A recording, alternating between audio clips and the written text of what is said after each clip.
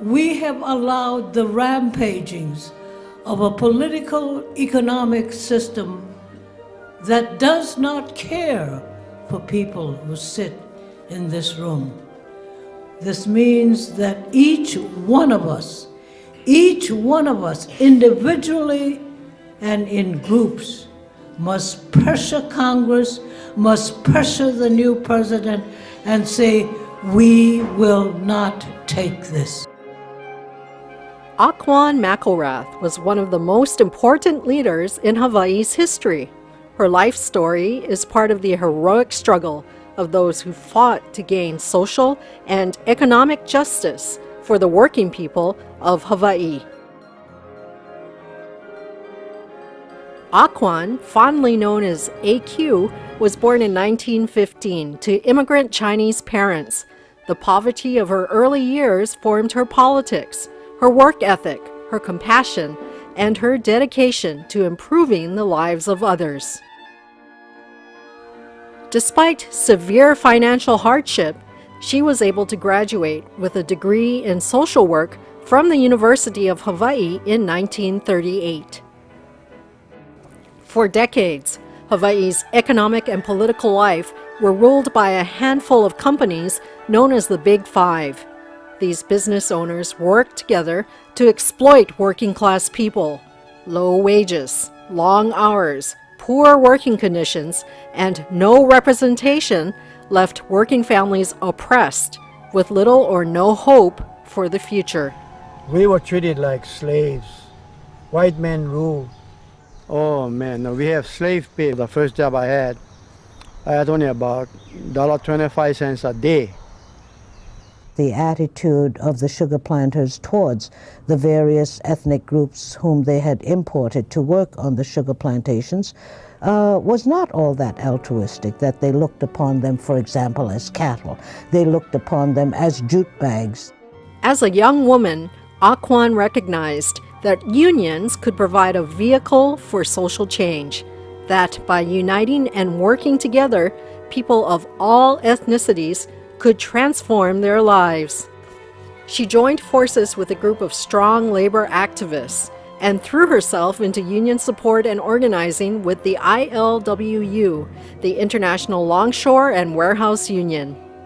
The bigger picture was that working people deserved to take control over their lives and to have something to say about the direction of Hawaii. Because the message that was brought to union organization was not just an economic message. It was a political message, it was a social message based on one interracial harmony, based on one big industrial organization that organized everybody in one union without regard to job classification, without regard to religion, without regard to race or any other classification that you might want to use to separate human beings. To prevent fraternization and mutual understanding, plantation managers divided workers into ethnic camps, making it easier to pit one group against another. The union brought together all ethnic groups. We used to have speeches in Ilocano, in Visayan, in Japanese, in pure English, and in Pidgin English. That was so that everybody would understand exactly what was going on and could say what he wanted to say. It is the awakening, as it were, of all of the workers' feelings about themselves, their families, their jobs. And to me, this is the story of the awakening of the human spirit through a group called a union. And that's what had happened, and that's what made the union really good, united, because then all the races were united, especially after our strike in 1946, that when all the Japanese, the Portuguese, Hawaiian, and all the Philippines strike together, and we had united ourselves, and we had a good understanding after the strike is over. In her work as a social worker and educator for the ILWU, she became essential to both the rank and file and union leadership. Quon emerged as a passionate and fearless labor leader, unafraid to challenge the establishment or the male-dominated leadership of the union.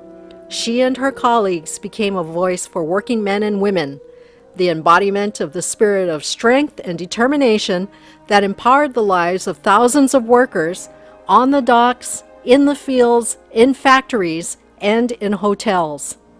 I'd like to tell the young ones that if they're a worker, and as long as you don't have representation, you cannot fight your problem alone. No way.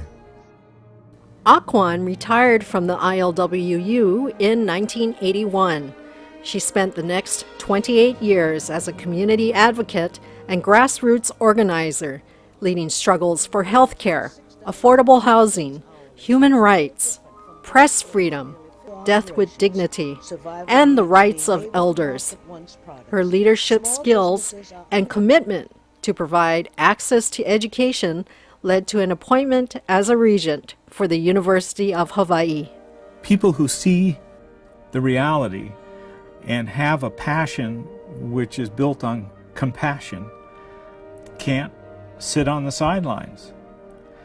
And so that's when we get down to the strength of personal character, the willingness to keep living that life because the struggle never ends. And there is absolutely no way in which there can be any improvement made in our lives until everyone in this room will go on out and recruit another person, so that in fact that which promoted the labor movement years ago with the dream of a world with peace, a world without war, will not occur unless we go on out and act to work with one other person and say, will you work with me?